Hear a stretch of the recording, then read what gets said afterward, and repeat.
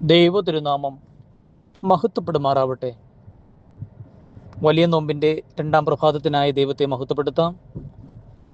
ഈ പ്രഭാതത്തിൽ ദൈവത്തിൻ്റെ പരിശുദ്ധാത്മാവ് നമ്മെ പഠിപ്പിക്കുന്നതും ചിന്തിപ്പിക്കുന്നതും കാനാവിലെ കല്യാണ വിരുന്ന് വീട്ടിൽ പരിശുദ്ധ അമ്മ വീഞ്ഞു തീർന്ന ഒരു സന്ദർഭത്തിൽ പരിചാരകരോട് പറയുന്നുണ്ട്,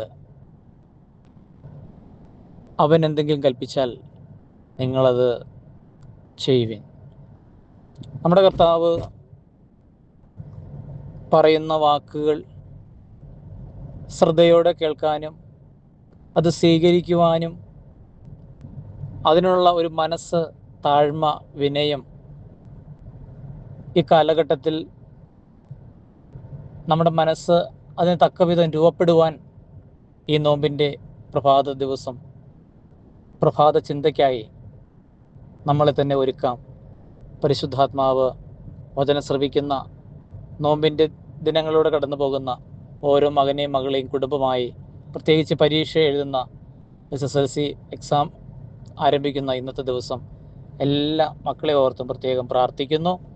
എല്ലാവരെയും ദൈവകാര്യങ്ങളിൽ സമർപ്പിക്കുന്നു. എല്ലാവർക്കും ഉന്നതമായ വിജയമുണ്ടാകട്ടെ എന്ന് പ്രാർത്ഥിച്ച് ആശംസിക്കുന്നു. പ്രാർത്ഥനാപൂർവം ജയ് മോനച്ചൻ.